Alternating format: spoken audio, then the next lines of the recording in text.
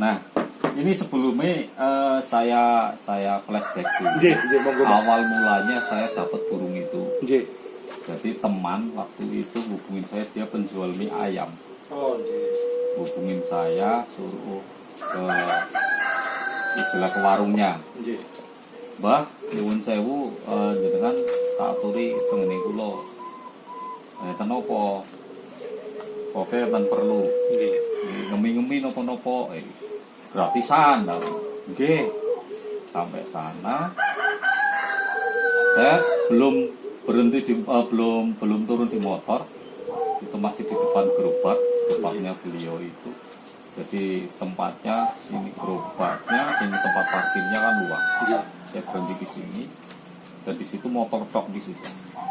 Nah, terus saya refleks lihat ke atas, di atas parkiran itu. Loh, kowe neng kene, saya refleks ngomong kayak gitu. Nah, di situ ini yang namanya rasa saya waktu itu kenapa saya dipanggil atau mungkin disuruh ke situ. Ternyata di situ betul itu wujud di atas rumahnya itu ular yang berkepala emas. Nah, terus saya masuk ke warung, terus saya nanya, terus yang ngomong, Mbah, ini saya kok rasanya nggak enak atau apa. Nah, saya nggak bisa apa-apa kok malah nanyanya seperti itu. Aku bingung kan. Nah, terus nggak, saya dapat burung ya perkutut gitu kan. Nah, dari mana? Dari gunung sana gitu kan.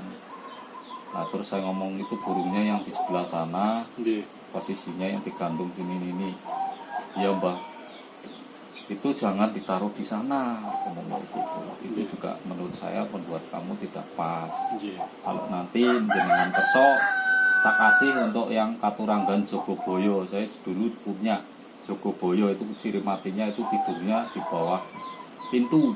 Nggak pernah namanya tidur di tangkringan, itu nggak pernah mau. Nah, itu tak tukerin itu. Nah, itu tak bawa, itu awal mulanya. Nah, itu di situ yang ngasep itu ular sama yang tadi pocongan itu ya burung satu itu. Tapi dominannya yang ularnya yang keluar. Mungkin waktu yang pocong itu asap yang kayak pocong, mungkin itu sekilas saya mungkin lihatnya kurang itulah. Cuman asapnya kelihatan memang seperti itu. Itu awalnya. Berarti memang nuwun sewu nggih, Mbah. Burung ini begitu panjenengan dapat, terus sampai di rumah ya istilahnya dinetralkan, dibersihkan, ngaten nggih, ditembung lah intinya seperti itu. Nah, dia malah lajeng membo menjadi dua wujud ngaten. Yang pertama wujudnya itu ular, yang kedua terus berubah lagi menjadi pocong. Kalau ularnya itu memang kondisi burung itu hilang langsung udah ngeruwal di situ ular. Kalau pocongnya itu keluar dari rumah itu atau kandangnya itu asap, berbentuk asap. Jadi istilahnya asap ini terbang keluar dari sangkar terus dia wujud. Tapi tidak berbarungan pada waktu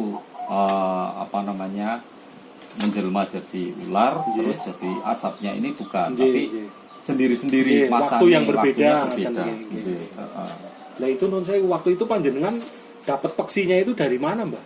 Dari tempat teman saya itu yang ngebel saya yang bakul mie ayam. Nah, itu saya sampaikan itu tak boleh tak tukerin dengan Songgoratu gitu. Nah, saya sempat ngomong, ini kalau nanti cocok Songgoratu Jogoboyo ini cocok di tempatnya sampean, ini nanti akan tambah lagi, aku ngomong gitu. Ternyata betul. 1 minggu di sana muncul lagi, dia muncul Cendolo Sabdo, Katuranggan lain muncul. Nah, itu muncul. Jadi ada 2 Katuranggan waktu itu. Nah, akhirnya pada waktu itu setelah dipelihara terus dipindah ke rumahnya, di sana balik lagi jadi Jogoboyo. Dan ini memang benar-benar terjadi. Waktu itu saya ditelepon yang 1 bulannya kalau tidak salah itu, ditelepon suruh ke rumah pagi-pagi sekali, itu jam 5:30 saya ke sana. Nah, di sana burung belum sempat saya lihat, teman atau dulur ini udah ngomong, nyuwun sewu pagi-pagi jenengan saya atur ke sini, saya cuma mau ngomong itu burung dari tempat jenengan kok kepala sampai leher itu darah semua, tapi saya tidak berani untuk nurunkan, jadi lihatnya cuma dari bawah toh.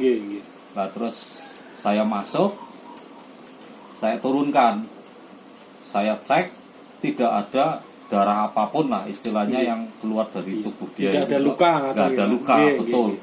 Nah itu, tapi itu secara simbol umum biar dia itu lihat sendirilah maksudnya. Dan ini ngati saya sudah ngerasa ada yang aura negatif yang tidak suka dengan keluarga ini gitu. Nah ini yang nampani ini Jogoboyo ini pernah terjadi. Dan sekarang burungnya malah saya sudah ngomong waktu itu, ini burung jangan sampai dikeluarkan dari rumah ini.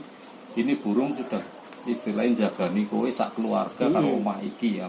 Jangan sampai keluar dari rumah. Ternyata mungkin karena kebutuhan mungkin ya itu dikirim ke Semarang waktu itu di posting. Saya sempat kaget, itu sudah deal.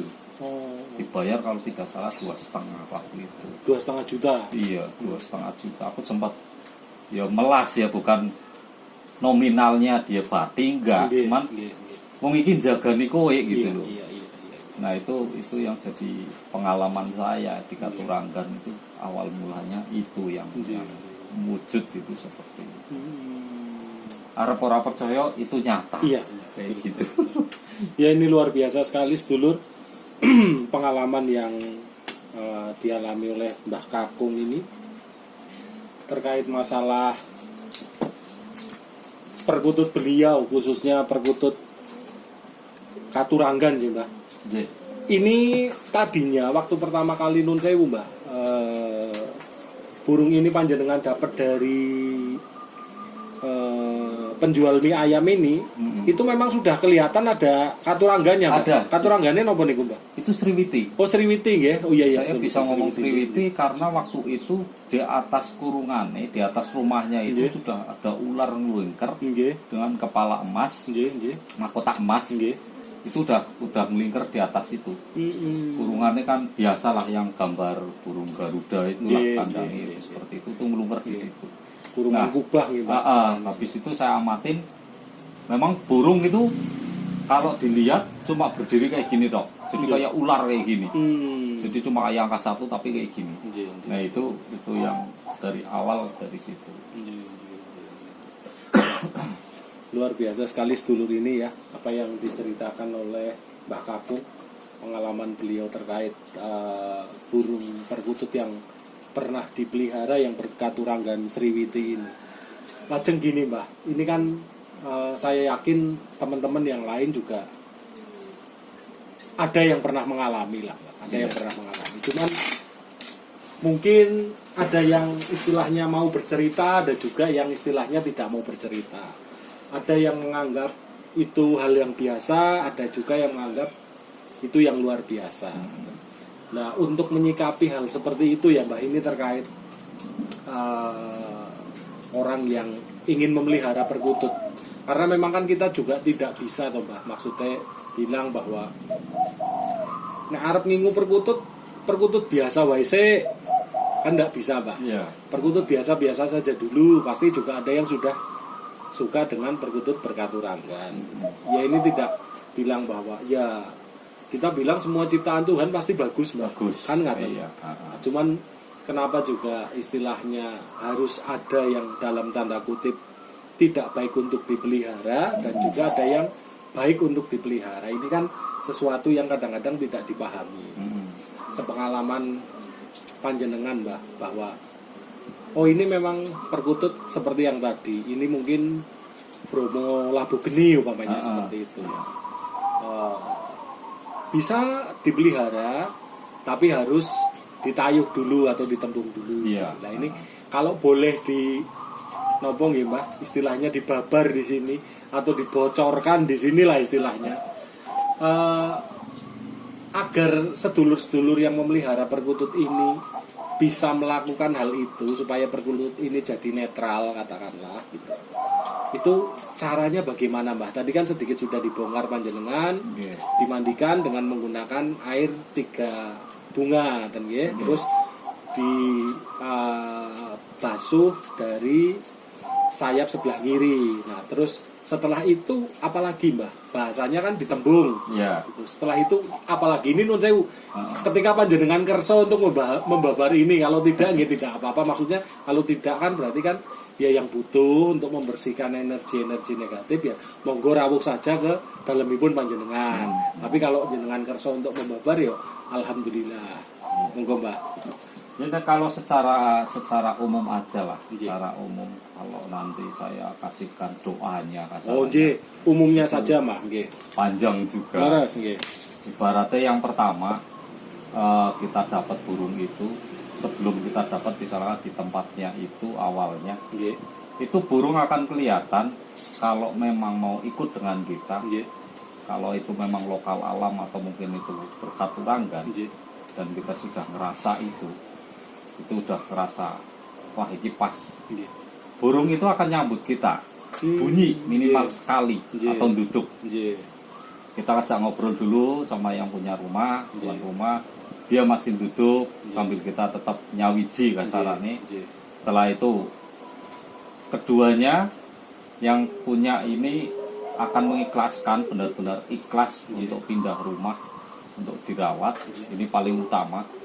Yang ketiga setelah kita kita bawa, yang pertama yang harus kita lakukan adalah itu tadi, kita memandikan di sini tujuannya untuk menetralkan istilahnya aura negatif yang ada, dengan tujuan supaya bisa yo kabeh mau ning dunia iki ya memang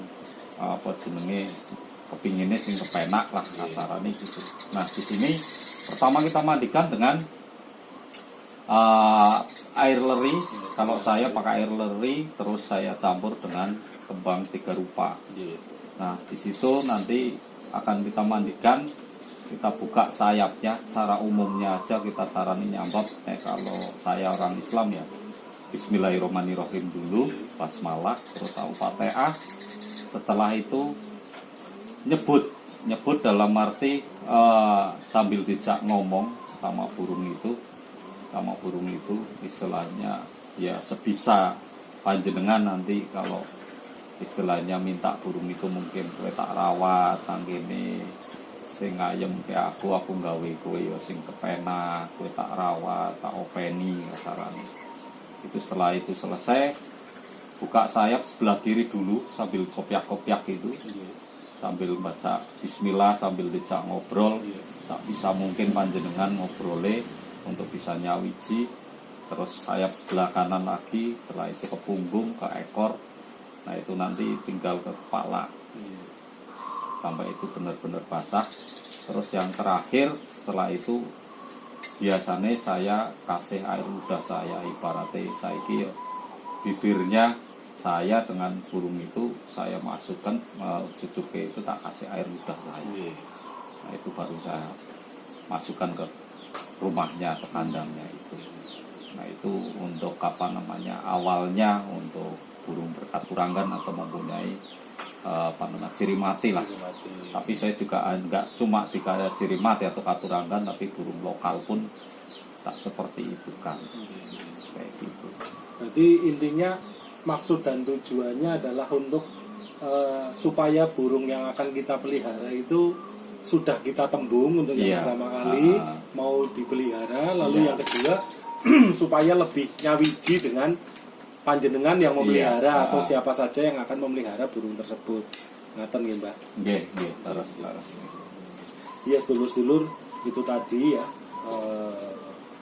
banyak sekali hal yang disampaikan oleh beliau Mbah Kakung terkait masalah burung perkutut khususnya yang berkaturanggan, dan banyak sekali hal-hal yang bisa istilahnya diambil hikmahnya di sini, bahwa burung perkutut itu memang punya sisi esoteris atau sisi misteri tersendiri. Iya.